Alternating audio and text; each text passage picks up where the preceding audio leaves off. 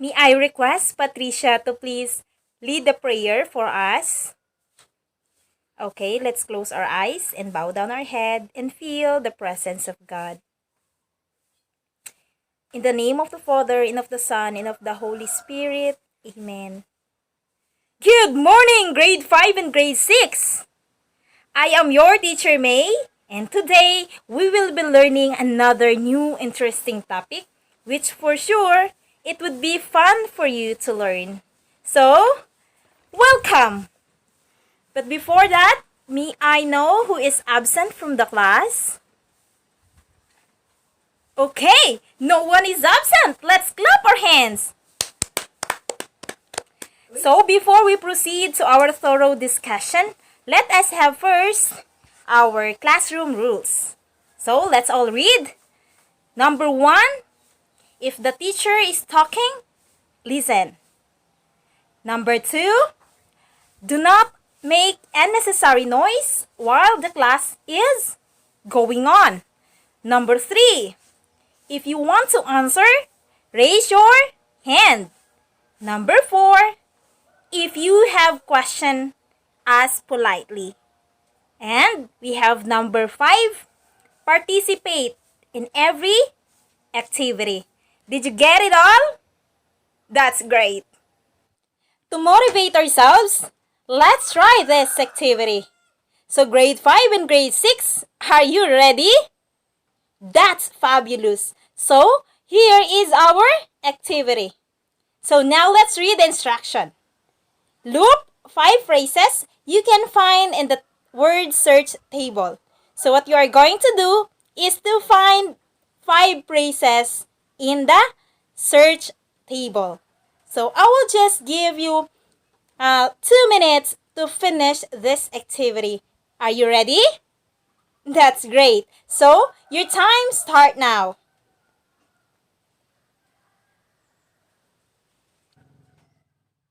Alright, time is up. Are you done? That's great. Now, let's check. Let us find out what are the 5 phrases that you can find in the word search table. So, take a look in the screen. Alright, now, who can give me one? Yes, Dexter? Nice! Break a leg. Another. Yes, Michelle. Fabulous! Call it a day. Then, another. Yes, Maureen. What is this? Cutting? Corner, that's great. Last 2. Can you give me one? Yes, Joanna. Miss the boat, that's great. The last one we have? Yes, Trixie. Hit the sack. Good job. So, again, the 5 phrases that we found out in our word search table are break a leg, call it a day, cutting corner, miss the boat, and we have hit the sack. So, later on, we will find out what are the integration or what are the connection of these 5 phrases to the topic that we are going to discuss later on. But before we proceed to our thorough discussion, let us have first our objectives. Let us all read. Objectives. By the end of the lesson, the learners are expected to: letter A, identify idiomatic expression in a sentence. Letter B, use idiomatic expression in a sentence. And we have letter C, appreciate the importance of idiomatic expression in communication. So, now, do you have the idea of what is the topic that we are going to discuss this morning? Yes, Alexa. Okay, let's find out. The topic that we are going to discuss this morning is common idioms. Everybody read? Common idioms. Very good. Now, let's find out what is common idioms all about. Okay, one of the fascinating things about English language is that common words can be used with other words to mean something completely different. These special phrases are called idiomatic expression. What is the special phrases called? Yes, that's great, idiomatic expression. Now, let us have these phrases. Number 1, who wants to read? Yes, Dexter again. Thank you. So the birds and animals fell down in the dumps because of the destruction of the forest. The italicized phrase is, yes, down in the dumps. So, in the parentheses, we have the word depressed. So, meaning, down in the dumps means that very good, depressed. So, we have number 2. Who wants to read? Yes, Michelle. Thank you. The woodcutter turned down their suggestions. So, the red italicized phrase is turned down. Very good. And this means refuse or denied. Now, let us have our number 3. Who wants to read? Yes, Carla. Very good. Thank you, Carla. Conservationists keep an eye on loggers. So, the italicized red phrase is keep an eye. So, this means watch carefully. Very good. Now, we have number 4. Sometimes the protectors turned up too late. The italicized red phrase is turned up, meaning appear or arrive. And we have number 5. Conservationists and loggers do not get along with each other. So, the italicized red phrase is get along. This means live harmoniously together. Now, what have you observed to the sentences that we have just read? Yes, Alan. Yes, of course, there are phrases. So, let's observe from 1 to 5. So, from number 1, we have down in the dumps. Number 2, turn down. Number 3, keep an eye. Number 4, turn up. Number 5, get along. So, what are these phrases called? Very good! These phrases are called idiomatic expression. That implies completely different meaning from the literal word, right? So, let's have more example on idiomatic expression. Okay, let us read idiomatic expressions and its meaning. Now, let's have first face the facts, which means to accept reality. We have also come down to earth, which means to be practical or realistic. How about take it or leave it? This means whether you accept it or not. So, we also have see the world, or it means to see life. We have serve one right, which means to deal with one as he deserves. We also have sound a person out, which means find out his intention. We also have commit to memory, which means to learn by heart.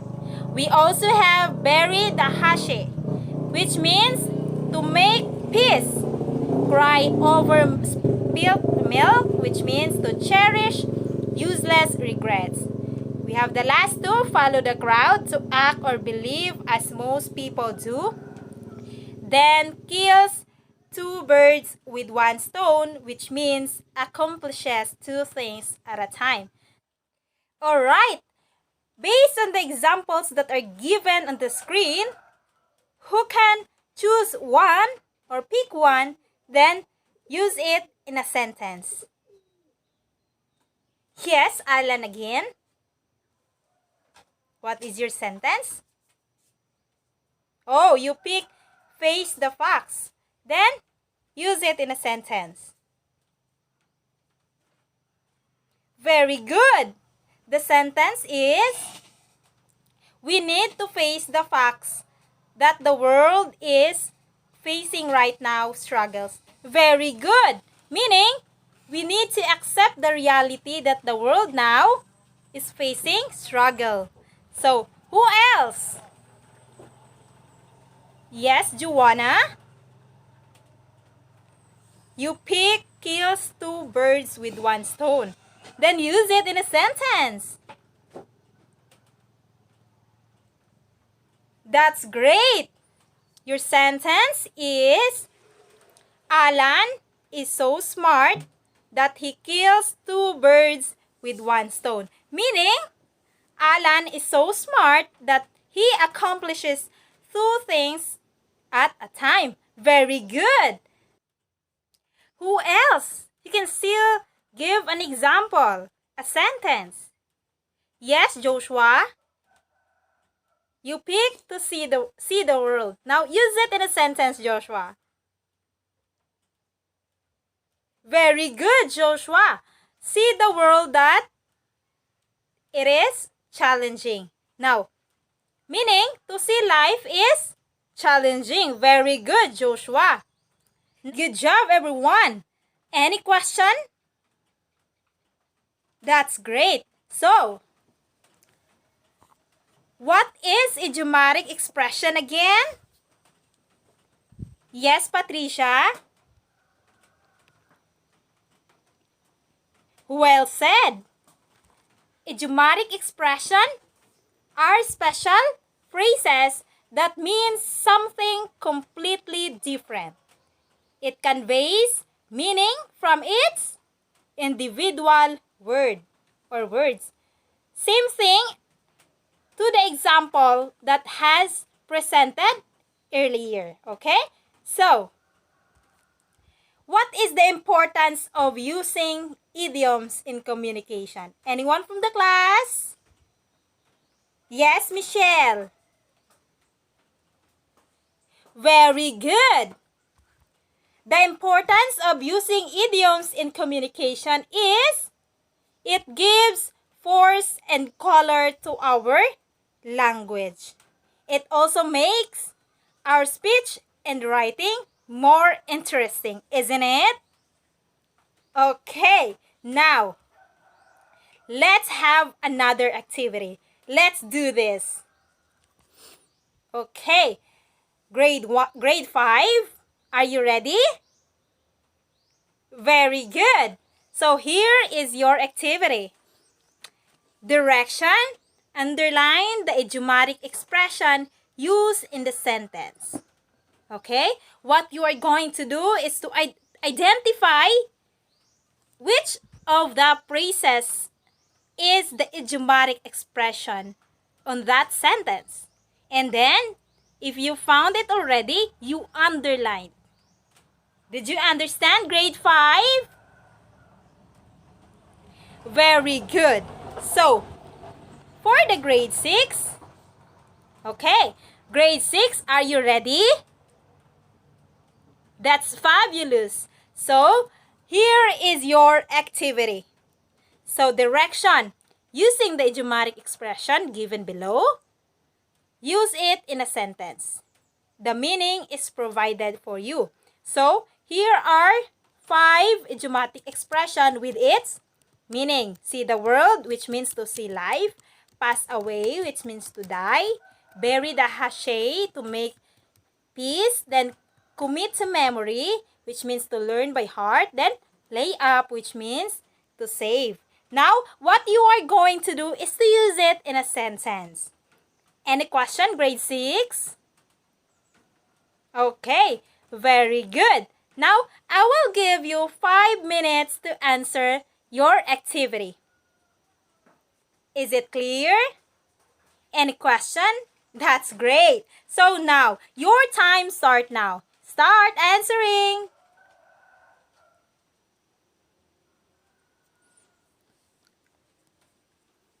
Okay, 5 minutes is over. Are you done, class? Okay, very good. Now, pass your paper, then I will be the one to check that. Okay? Very good. Now, let's have to evaluate ourselves. So, are you ready for the next activity? Grade 5 and grade 6, are you ready? Okay, that's great. Now, for your evaluation, let us have this. For grade 5, take a look on the screen. Okay, we have the direction. Read each sentences below. Each contains an italicized idiomatic expression. Then what you're going to do is to identify its meaning and write the letter of your answer in the blank. Okay? Grade 5, did you understand? What you are going to do is to identify the meaning and write the letter of your answer in the blank provided before the number. So, the italicized word is the idiomatic phrases, and you are going to choose on the option that is given below, which correspond to the definition or to the meaning to that certain idiomatic expression. Did you get it, grade 5? Is the instruction clear? Okay, that's great. Now, let's have the evaluation for the grade 6. Grade 6, are you ready? Very good. So, here is your activity. Now, direction. Encircle the word or phrase that best defines the bold words. So, the bold words is, for number 1, we have lost her cool. For number 2, we have tied the knot. And number 3, foot the bill. Number 4, soared like an eagle.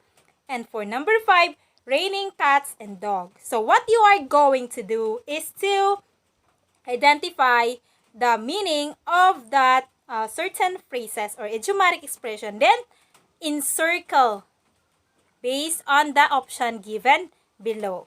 Okay? Grade 6, did you understand? Is the instruction clear? Very good. So now, I will give you another 5 minutes to answer that activity. Okay? Your time start now. Okay, 5 minutes is over. Are you done answering? Grade 5, are you done answering? That's great. How about the grade 6? Grade 6, are you done answering? Good job. Now, it's time to check your answers. Let us have the grade 5.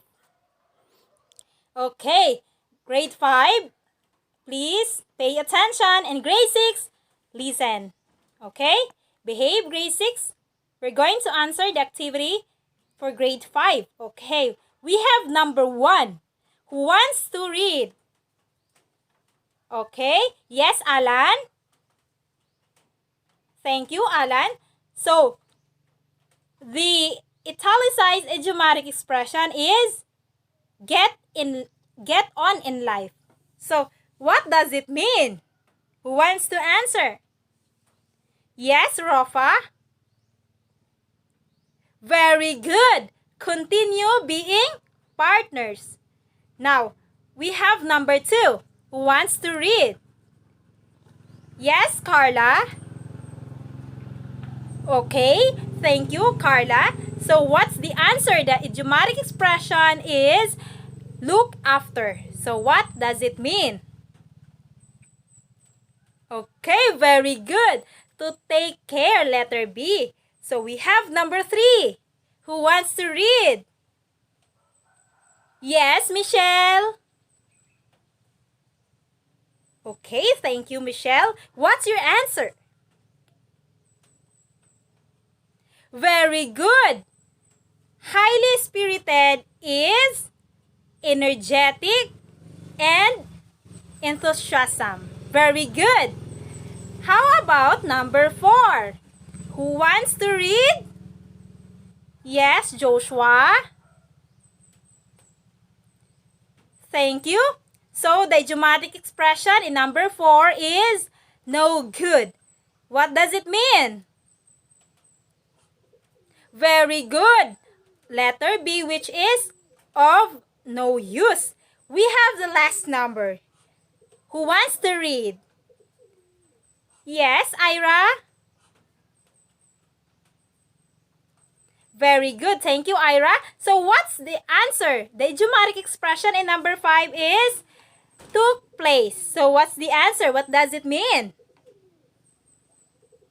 Very good. Came about, letter B. Now, who got perfect score? Very good. Most of you got the perfect score. Let us clap our hands. Okay, let's proceed to grade 6. Grade 6, are you ready? That's great. Let's check your answer. Grade 5, please do lesson. Okay, let us have the number 1. Who wants to read? Yes, Miriam. Okay, thank you, Miriam. So the bold words is lost her cool. So what does it mean? What's your answer, Miriam? Alright, got angry. Let's find out. Very good, Miriam. Lost her cool, which means got angry. It's correct. How about number 2? Who wants to read? Yes, Angelo. Okay, thank you. What's your answer? The idiomatic expression is tied the knot. What's your answer, Angelo? Very good. Got married. So tie the knot means got married. How about number 3? Who wants to read? Yes, Michael. Thank you. So the idiomatic expression is foot the bill, which means, what's your answer, Michael? Okay. Kick? Who still have another answer? Okay, very good. Foot the bill means pray for. So, we have number 5. Who wants to read? Yes, Daisy? Thank you. So, Daisy, what's your answer? The idiomatic expression is soared like an eagle. What's your answer, Daisy? Okay. Flap and fluttered. Let's find out. Okay, for number 4, the answer is glided along high in the air. So, we have number 5, the last number. Who wants to read? Yes, Cyrilla. Thank you. So, what's your answer? The idiomatic expression is raining cats and dogs. So, what's your answer, Cyrilla? Okay, very good. Racing very hard. Now, who got perfect, grade 6? Well done. Good job, grade 6. Most of you got the perfect score. Let's clap our hands. So, let's sum up our topic. Let us have your assignment. Okay? Assignment. Everybody read the direction. Research for 5 idiomatic expressions. that are not yet familiar to you. Alright? Write it in your assignment notebook to be submitted next meeting. Okay? Did you get it? Okay. Very good. So, thank you. I am your teacher May. And goodbye. Keep safe.